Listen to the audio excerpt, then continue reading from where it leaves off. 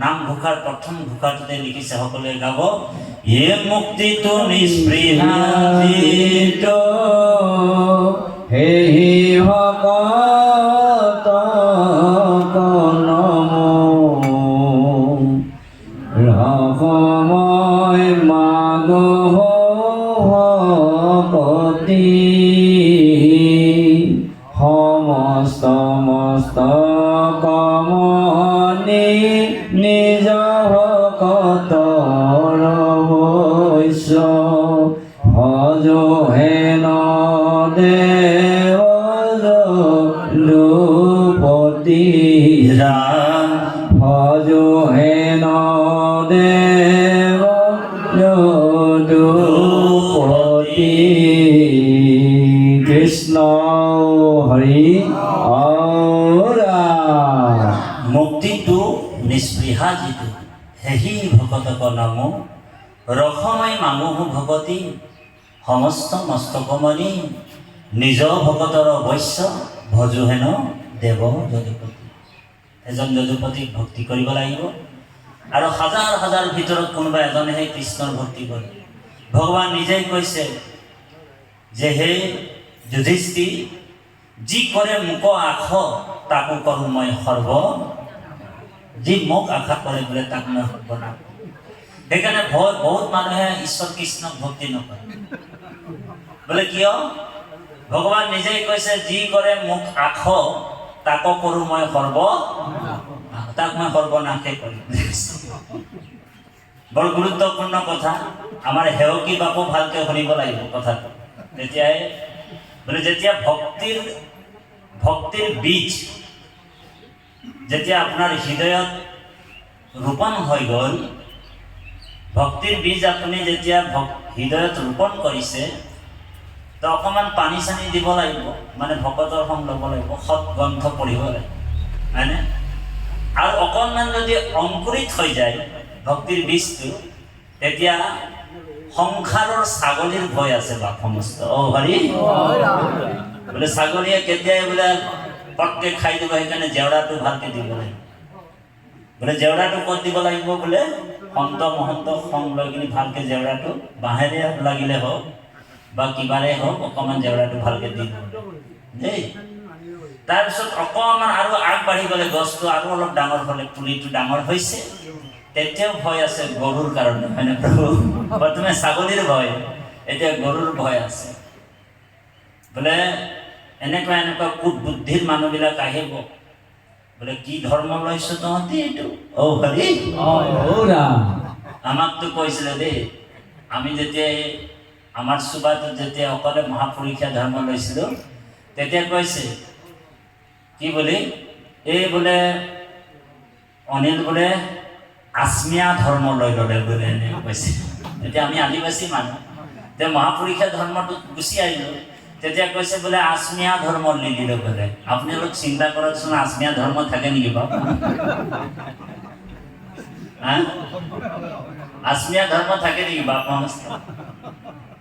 তাৰপিছত মই যিমান ফটোৰ চটোৰ পূজা, মইতো নিজে নৱদুৰ্গা পূজা কৰিছোঁ, মই শিৱ পূজা কৰিছোঁ, হনুমান চালিচা মোৰ এতিয়াও মুখস্থ আছে। বোলে জয় হনুমান জ্ঞান গুণ সাগৰ, জয় কপিসতি লোক উজাগৰ, অঞ্জনী পুত্ৰ পवन সুত নামা, হে परिसिद्ध जगते उधियारा, राम द्वारे तुम रखवारे, हो तु नाइका बिना पेसारे, तुमरा भजन राम को पावे, जन्म जन्म की दुख बिसरावे।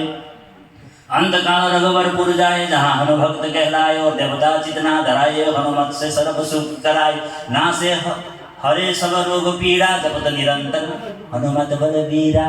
है कष्ट ते हनुमान छुड़ावे, मन कर्म वचन जो ध्यान जो लावे। অনেক অনেক দেৱ দেৱীৰ পূজা কৰি আছে। তুমি গীতাৰ তত্ত্বই বুজি পোৱা নাছিল, ভাগৱতো বহুত পঢ়িলো, বাংলা ভাষাৰ ভাগৱত, উড়িষ্যা গীতা, অনেক অনেক শাস্ত্ৰ তন্ত্ৰ পঢ়িলো, তান্ত্ৰিক শাস্ত্ৰলৈকে পঢ়িলো। বাপ সমস্তে ভাগৱতৰ ওচৰত আছে। হৰি বোলে এনেকে শাস্ত্ৰ আছে, দুটা আখৰ পঢ়ি দিয়াৰ লগে কপিবলৈ আৰম্ভ হৈ যায়। মান্দ্ৰাজীসকলে আমাৰ দেউতাক দি থৈ গৈছে, মান্দ্ৰাজৰ পৰা ৰঙা কাপোৰত মেৰিয়াই কিনি শাস্ত্ৰবিলাক দি দিয়ে। মোৰ দেউতাতো অনৈক্ষৰিক আছে, পঢ়িবও নাজানে, মোৰতো হিন্দী জানো। মই ভাবিলোঁ মই পঢ়ি চাওঁ কি আছে কিতাপটো। পঢ়ি দিয়াৰ লগে লগে একদম চকু পানী নিজে নিজে ওলায়। আৰু শৰীৰটো কঁপিবলৈ আৰম্ভ হৈ যায়। ডাহিনী যোগিনী তন্ত্ৰ এইবিলাক। আৰু যেতিয়াই ভকতৰ সংবাদ এইবিলাক বোলে শাস্ত্ৰ পঢ়ি মোৰ কোনো লাভ হ'ব নাই, সকলোখিনি চব বিসৰ্জন দি দিলো। অ হৰি চব বিসৰ্জন নদীত, ভোগদৈ নদীত দি দিলো। আপোনালোক ভোগদৈ নদীৰ নামটো ইতিহাসত পাইছে। টোকলাই নৈ ভোগদৈ নদীত পৰিছে। মণিৰাম দেৱান আৰু কুশল কোঁৱৰক ফাঁচি দিছিলে। আমাৰ তাতে আছে সমাধিটো, আধা কিলোমিটাৰ দূৰ। আৰু চম্পা নহয় মোৰে নাম চামেলি, য'ত শ্বুটিং হৈছিলে, বোলে চম্পা নহয় মোৰে নাম চামেলি। সেই চম্পা চামেলিৰ মানে এই গানটো আমাৰ তাত শ্বুটিং আছিলে। ব্ৰিটিছৰ ইতিহাস অকণমান কৈ গ'লো আপোনালোকক। গতিকে এই যে যিটো তন্ত্ৰ মন্ত্ৰ বিদ্যা কলিযুগত কিন্তু এইবিলাক নাই। ভকতৰ সংপাই বুজিলো যে হৰি ৰাম এই মূল মন্ত্ৰ, কলিত নাহিকে তব জপ যজ্ঞ। বোলে হৰি ৰাম এই মূল মন্ত্ৰ। সেইকাৰণে হনুমান চালিচা গায়ো লাভ নাই বোলে। ইয়াত হনুমানেনো কাৰ নাম লৈ আছে? হনুমানেতো কোৱা নাই আপোনাক যে মোৰ পূজা কৰ। হনুমানে কৈছে মোৰ পৰম প্ৰভু, মোৰ শ্ৰীৰাম। হয়নে বাৰু? তেওঁ হৃদয়তে ৰাখিছে। তুমি ৰামৰ ভক্ত হোৱা, হয়নে? যিজন ৰাম নামত আশ্ৰয় হয়, ভৱ সংসাৰ পাৰ হৈ গ'ল হনুমান। হ'লে নে? যে অনন্ত শকতি তুমি ৰাম ৰাম ৰাম ৰাম ৰাম।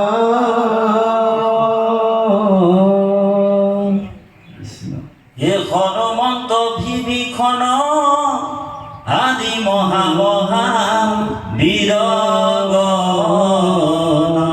ভয়ানিত তৰু লতা তীৰ্ণ হতে কজুজন সমুদ্ৰ হেতু বান্ধি পাৰ ভৈলা মহাজনে। হেতু বান্ধি পাৰ ভৈলা মহাজনে। হে প্ৰাণ প্ৰভু ৰঘুপতি ও ৰাম ৰাম ৰাম ৰাম ৰাম। গতিকে অপাৰ সংসাৰ সমুদ্ৰত হৈ পাৰ। বোলে কেনেকে পাৰ হ'ব? বিনা হেতু বন্ধনৰ, বোলে হেতুও বান্ধিব নালাগে বোলে। বিনা হেতু বন্ধনৰ সেই ৰাম নাম, সেই কৃষ্ণ নাম লৈ ভৱ সংসাৰ পাৰ হ'ব পৰা ব্যৱস্থাটো মহাপুৰুষ জগতগুৰু শ্ৰীমন্ত শংকৰদেৱে কলিযুগত কৰি থৈ গৈছে। গতিকে আৰু বেলেগকে আৰু আমি হনুমান চালিচা পঢ়ি থাকিলেও একো লাভ নাই কলিযুগত, হয় নাই? বোলে হনুমান যাৰ ভক্ত, আমি তেওঁৰ ভক্ত হ'ব লাগে, হয়নে? কাৰণ ব্ৰহ্মাই যেতিয়া সনক সনাতন সদানন্দৰ সৃষ্টি কৰিলে, সনক সদানন্দ সনত কুমাৰ আৰু সনাতনৰ চাৰি সিদ্ধক সৃষ্টি কৰিলে। ব্ৰহ্মাই কৈছে বোলে সৃষ্টিৰ দায়িত্বটো তোমালোক এতিয়া লোৱা মোৰ পৰা, আৰু সৃষ্টি কৰা, আৰম্ভ কৰা। তেতিয়া সনক সনাতন সদানন্দ সনত কুমাৰে কৈছে বোলে পিতা, বোলে কি হ'ল? বোলে তুমি যে আমাক সৃষ্টি কৰাৰ দায়িত্ব দিছা, তোমাক কোনে সৃষ্টি কৰিলে? ব্ৰহ্মা প্ৰশ্ন কৰিছে।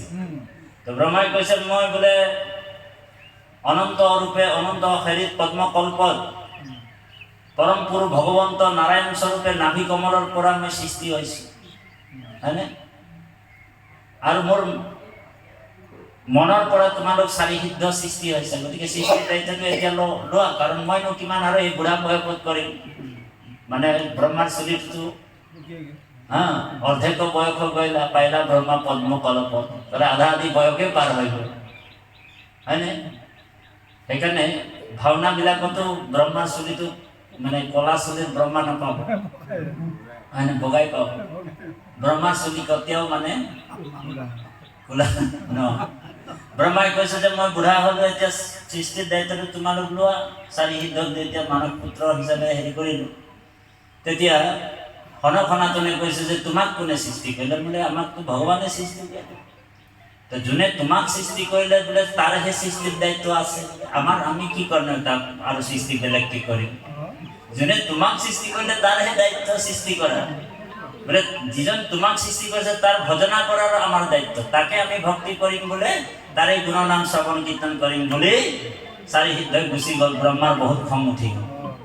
আৰে মোৰ ল'ৰা ছোৱালী বোলে মোৰ এই কথা নুশুনিবি, ৰক্ত বৰ্ণ হয় বোলে, জল কলা মানে বগা মানুহটো ৰঙা বৰ্ণ হয় গ'ল, ইমান খং উঠিছে ব্ৰহ্মাৰ। খং উঠোতে এই ধ্ৰুৱ মধ্যত দেৱাদিদেৱ মহাদেৱৰ সৃষ্টি হ'ল। মহাদেৱ এই ধ্ৰুৱ নীল ৰক্ত বৰ্ণ স্বভাৱ এই ভ্ৰুকুটিৰ পৰা জন্ম হৈ গ'ল।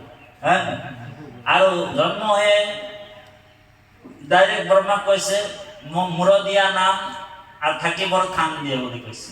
আপুনি চিন্তা কৰক, শিৱই মানে জন্ম হৈ কি বিচাৰিছে? স্থান লাগে আৰু মোৰ নাম লাগে। তো 11টা নাম দিলে শিৱ, আৰু 11জনী পত্নী দিলে, 11টা জেগাত থাকিবলৈ এটা ব্যৱস্থা কৰি দিলে ব্ৰহ্মা। আৰু ক'লে যে বেটা এতিয়া তোমাকতো সৃষ্টি কৰি দিলোঁ, এতিয়া অকণমান তুমিও সৃষ্টিৰ দায়িত্বটো ল'ব লাগে বুলি যেতিয়া শিৱক ক'লে, শিৱই আৰম্ভ কৰি দিলে সৃষ্টিৰ দায়িত্ব লৈ। কি কৰিলে? ভূত প্ৰেত পিশাচ, কাৰোবাৰ ভৰি এটাই ওপৰ ফালেতো 4টা হাত, হাত দি দিলে, বুকুটো কাৰোবাৰ নাই, চকুটো কাৰোবাৰ ইয়াত দি দিলে, মাথাটো নাই। এনেকুৱা ভূত প্ৰেত পিশাচৰ সৃষ্টি কৰিবলৈ আৰম্ভ কৰিলে, গোটেই জগতখনক গিলিবলৈ আৰম্ভ কৰিছে। ব্ৰহ্মাই কৈছে এই মহাদেৱ ৰখা, যিমান বিলাক তই সৃষ্টি কৰিলে এইবিলাক গোটেই বোলে পৃথিৱীটোকে গিলি পেলাব আৰু লগত মোকো হৰি। গতিকে যিমান সৃষ্টি কৰিলি বাৰু ঠিকে আছে, তই যা কৈলাশত প্ৰভু অনন্ত কোটি ব্ৰহ্মাণ্ডৰ যিজন পৰম ঈশ্বৰ তেওঁৰ ধ্যান কৰিবা, আৰু লগতে সেই যিমান অনুচৰবিলাকৰ সৃষ্টি কৰিলে এওঁলোককো ভগৱানৰ ভক্তিৰ কথা শিকাবা আৰু তেওঁলোকক কৈলাশত লৈ গুচি যোৱা। সেইবুলি যেতিয়া আদেশ কৰিলে তেতিয়া শিৱই গুচি গ'ল। ব্ৰহ্মাই আৰু 10জন পুত্ৰক সৃষ্টি কৰিলে, ভৃগু আদি কৰি মুনি, অংগিৰা আদি কৰি নাৰদ আদি কৰি। গতিকে এই কথাবিলাক সৃষ্টিৰ ৰহস্যত সোমাই গ'ল, কৃপালু বাপাই সমস্ত। গতিকে সেই পৰম পুৰুষক ভগৱন্ত ঈশ্বৰক ভক্তি কৰাটোৱে মনুষ্যৰ কৰ্তব্য। কিন্তু কথা এটা আছে, কৃষ্ণ ভক্তি কৰিবলৈ হ'লে ভগৱান নিজেই কৈছে যি কৰে মোক আস তাকো কৰোঁ মই সৰ্ব। এইটো 10ম স্কন্ধ ভাগৱতৰ একেবাৰে শেষ 10মত যুধিষ্ঠিৰ কৃষ্ণই কৈ আছে, য়ে শ্ৰীকৃষ্ণ বদতি যুধিষ্ঠিৰ মহামতি, এ শুনা যিটো জনে কৰে আমাৰ ভকতি। কি বুলি ক'লে? বোলে ধন থাকে মানে তাৰ হৰৈ সৰ্বক্ষণ, নিৰ্ধন দেখিলে তাকতে জয় বন্ধু জান।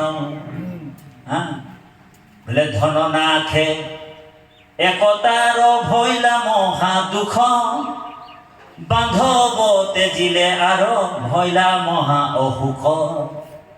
বন্ধু স্নেহ পুন আৰ ধন আৰ্জিবা যায়, তাক মই নাশ কৰো পৰম কৃপায়। কৃষ্ণই মানে যুধিষ্ঠিক কৈছে যে হাজাৰ হাজাৰ ভিতৰত কোনোবা এজন মোৰ ভক্তি কৰিবলৈ ওলায়, কিন্তু ভক্তি কৰিবলৈ ওলালে কি হ'ব? মই তাত 3টা পৰীক্ষা ল'ম বোলে। প্ৰথম বোলে 3টা পৰীক্ষা কি কি? সংস্কৃত শ্লোকত কৈছে বোলে য়েশাম অনুগন্দ্ৰামি হৰিষ্ঠো তদ্ধনম সদেহি। বোলে প্ৰথমে মই তাৰ ধনবিলাক হৰণ কৰিম। যোনে কৃষ্ণ ভক্তি কৰিব দেই, ধ্যান কৰিব। বোলে ধন মানে কি? টকা পইচা নহয়, বোলে কামনা বাসনাৰ যিবিলাক ধন সেইবিলাক বোলে হৰণ হ'ব। অ হৰি কেৱল কৃষ্ণ ভক্তি দেই। আৰু দ্বিতীয় পৰীক্ষাটো তাতকৈ ডেঞ্জাৰ হ'ব বুলি কৈছে। কি পৰীক্ষা ল'ব? বোলে কৰমি বন্ধু বিচ্ছেদম, তাৰ মিত্ৰ কুটুম পৰিয়ালৰ পৰা মই তাক অকলশৰীয়া কৰি পেলাম। অ হৰি এৰিব। আজি আমাৰ এই কি নাম আছিলে, লোকেল কলিতাৰ পৰিয়ালবিলাক এৰিছে নে নাই বাৰু? সঁচা কথা কওকচোন, মহাপুৰুষে কৃষ্ণৰ ভক্তি কৰিছে, আছে নাই বাৰু?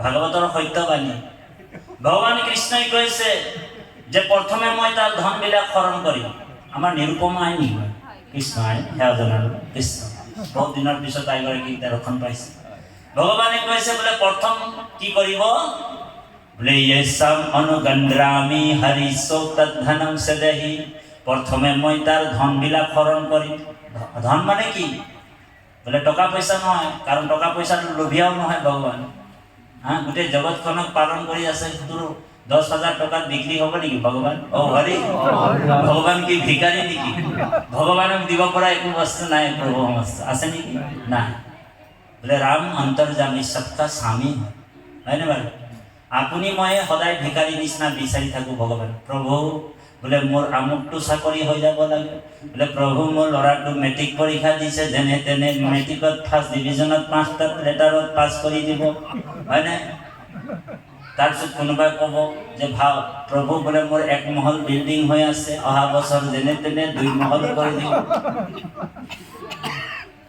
ভগৱানে চাইছে সিহঁতৰ নিচিনাতো ভিক্ষাৰী নাই গোটেই জীৱনটো অকল খোজোতেই পাৰ হৈ যায় সিহঁতৰ অ হৰি কিমান খুজিব আৰু সদায় চাব ইয়াত সেৱা এটা কৰিছে কোনোবাক খুজিছে ভগৱান হয়নে বাৰু কিবা নহ'লে কিবা কামনা সোমাই কিনি ভক্তি কৰি আছো আপুনি তো ভগৱানে কৈছে য়েসাম অনুগন্দ্ৰামি হৰিসো তদ্ধনম সদহি প্ৰথমে মই তাৰ ধনবিলাক হৰণ কৰিম কামনা বাসনা দ্বিতীয় পৰীক্ষা বোলে কৰমি বন্ধু বিচ্ছেদম তাৰ মিত্ৰ কুটুম পৰিয়ালৰ পৰা মই তাক অকলশৰীয়া কৰি দিম অ হৰি মিত্ৰ কুটুম পৰিয়ালে এৰি দিব আৰু তই বৰ কৃষ্ণ কৃষ্ণ কৰি থাক ন আৰু ভকতসকলৰ লগত গৈ কিনি এগাল প্ৰসাদ খাই থকাই তাহাঁতৰ ধান্দা আৰু অ হৰি গতিকে এই যিটো মানে প্ৰক্ৰিয়া ভগৱানে কৈছে মিত্ৰ কুটুম পৰিয়াল তাক অকলশৰীয়া আৰু 3 নম্বৰ পৰীক্ষা আৰু তাতকৈ ডেঞ্জাৰ হ'ব বুলি কৈছে কি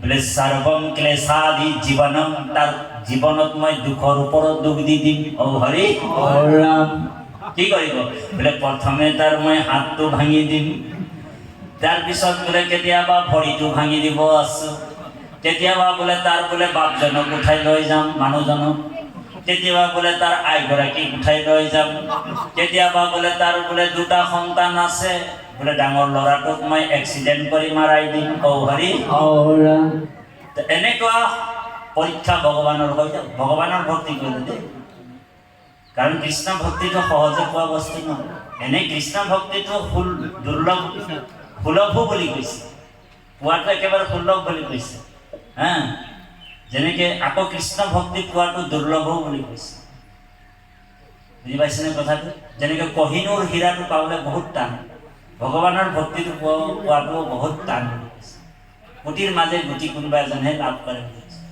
তো এনেকুৱা পৰীক্ষা যেতিয়া ভকতক লৈ লয় ভগৱান এতিয়া নতুনকৈ তেওঁ এই শংকৰ সমাজত বা শংকৰ সংঘত বা মহাপুৰুষীয়া সমাজত আহিবলৈ কৃষ্ণৰ ভক্তি কৰিম বুলি সমাজ এটা ঠিক কৰি ল'ল যাহাই বোলে এনেকুৱা পৰীক্ষা হ'বলৈ আৰম্ভ কৰি দিলে খোজ দিছিলে ভৰি দিছিলেহে লাহেকে বেগ হৈ গ'ল আৰু কৈছে বোলে তোৰ ভক্তিও কৰবাৰ নাই খে আর তোদের মহাপরীক্ষা ধর্মেও থাকবার নাই খে ও হরি সাংঘাতিক পরীক্ষা কি রকম ভগবান রে ধন্যবাদ যাহা মই বোলে ঈশ্বরক ভক্তি কৰিবলৈ লৈছো ইমান ধুনীয়াকে প্ৰাৰ্থনা গাই ভকতৰ সময়ত থাকো আৰু বাৰে বাৰে মোৰ বোলে পৰীক্ষাই হ'বলৈ আৰম্ভ হৈছে কণা গোসাঁই বোলে অকল মোকে পায় হৰি গতিকে সেইজনৰ ভক্তি নকৰো কৃষ্ণই কৈছে যি কৰে মুখ আখৰ তাক কৰো মই সৰ্ব তথাপিও যদি মোৰ চৰণ নেৰে সেইজন মই বনি যাওঁ তাৰ সেইজন সেইজনৰ মই দাখল যাওঁ বোলে ব্ৰহ্মায়ো আহি কিনে সেইজন ভকতৰ চৰণ সেৱা কৰিব বুলি কৈছে সেইকাৰণে কৃপালু বাপাই সমস্ত এবাৰ যদি আপুনি কৃষ্ণক ভক্তি কৰিছে সকলো আপোনাৰ শেষ হৈ গ'লেও সৰ্বম ত্যক্তম হৰিম ভজম বুলি কৈছে সৰ্বম ত্যক্তম হৰিম ভজম বোলে সকলো সংসাৰ যদি শেষ হৈ যায় তথাপিও কৃষ্ণক নেৰিব বাবাই সমস্ত সেইকাৰণে সেইজন প্ৰভু ভগৱন্তৰ কথা কৈছে হে ৰাম নম নম মধু মুৰলীপু মহাহৰি অন্তযুত মহাতি হুয়ে যাক স্মৰি সমস্তে জগত উদ্ধাৰ বজাৰ নাম হেনয় কৃষ্ণ কৰো সহস্ৰ প্ৰণাম। যি অন্তটো জাতি যাৰ নাম লোৱাৰ লগে লগে উত্তম জাতি হৈ যায়। সেইকাৰণে কৃষ্ণই অৰ্জুনক কৈছে, হে অৰ্জুন, মোৰ ভকতৰ তুমি জাতি নুসুধিবা। আজি সুধিলা আৰু খবৰদাৰ, মোৰ ভকতৰ তুমি জাতি নুসুধিবা। হে মোৰ ভকতৰ কিয় জাত বিচাৰিলা, চণ্ডালু পৰ্যন্ত ভজি পাইবা মুকুতি। মোৰ ভকতৰ তুমি জাতি সুধিছা, বোলে চণ্ডালজনো যদি মোৰ ভক্তি কৰিছে তেওঁ ব্ৰাহ্মণতকৈ শ্ৰেষ্ঠ বুলি কৈছে। অ হৰি।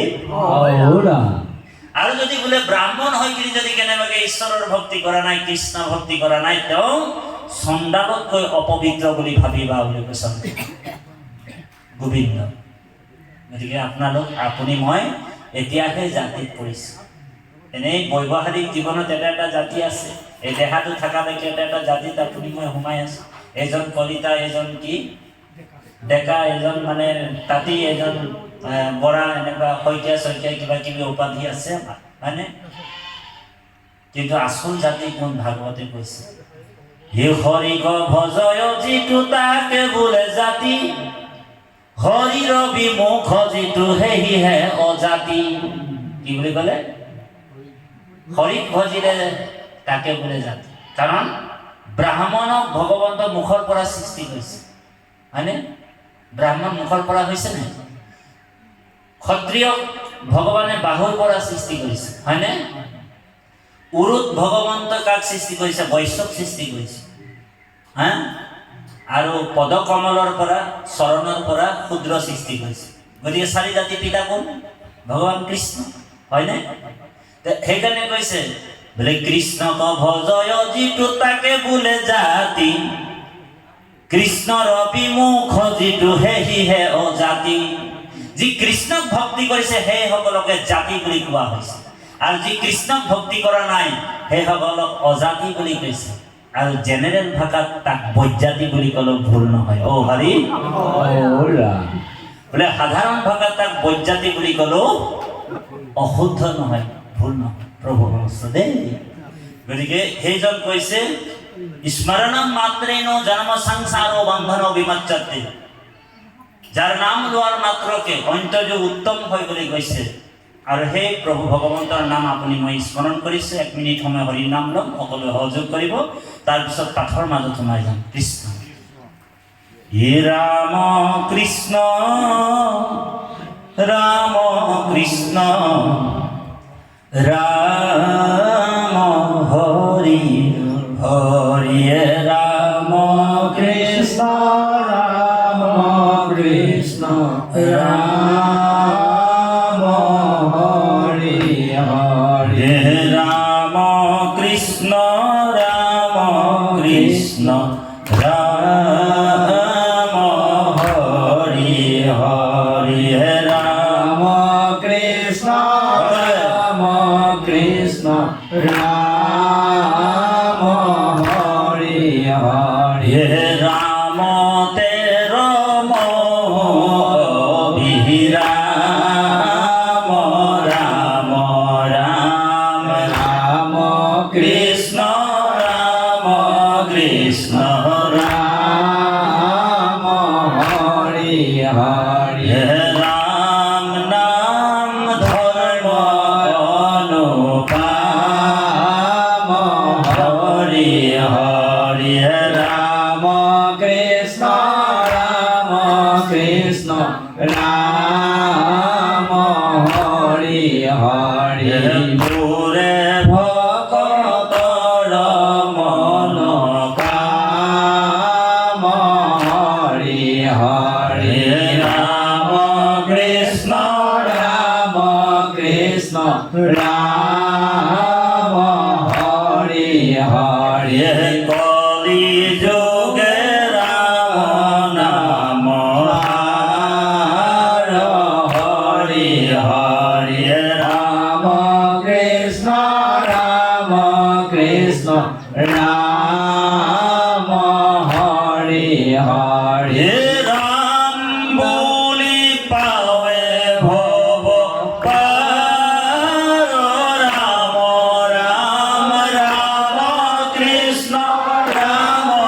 কৃষ্ণ রাম হরি হরি রাম নাম অমূল্য রতন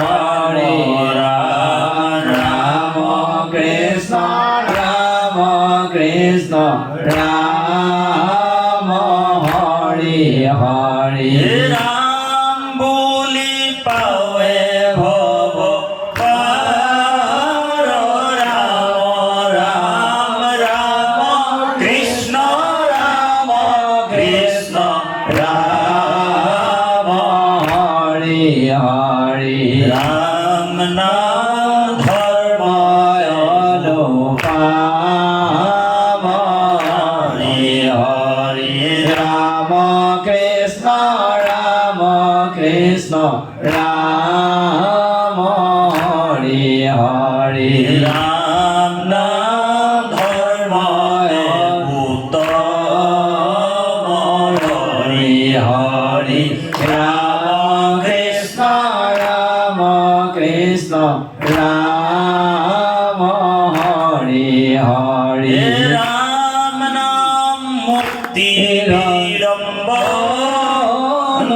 রাম রাম রাম কৃষ্ণ কৃষ্ণ রাম হরি হরি জপ ৰাম নাময় নৈখন ৰাম ৰাম ৰাম কৃষ্ণ ৰাম কৃষ্ণ ৰাম হৰি হৰি ৰাম নাম মৃত্যু জীবনী ৰাম ৰাম রাম কৃষ্ণ রাম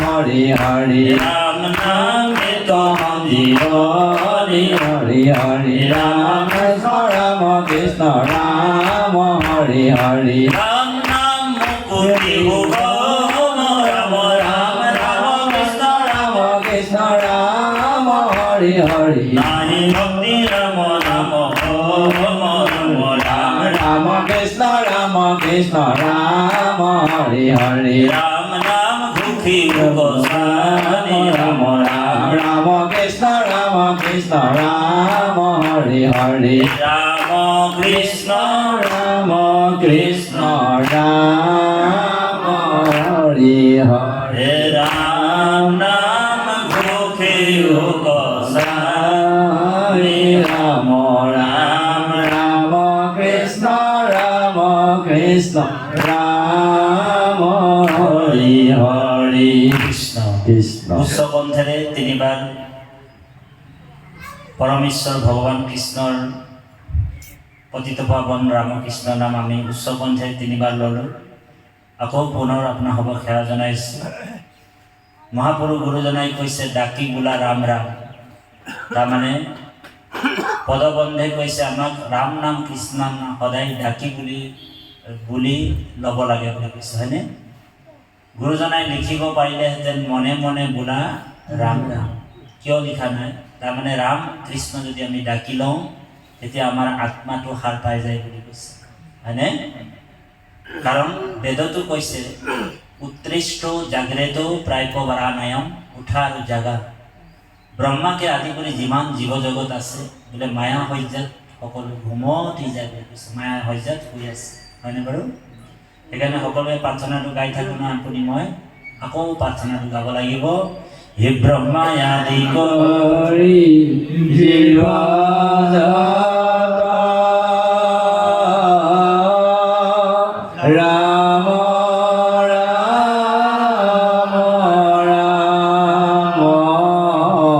ৰাম ৰাম মায়া সজ্জা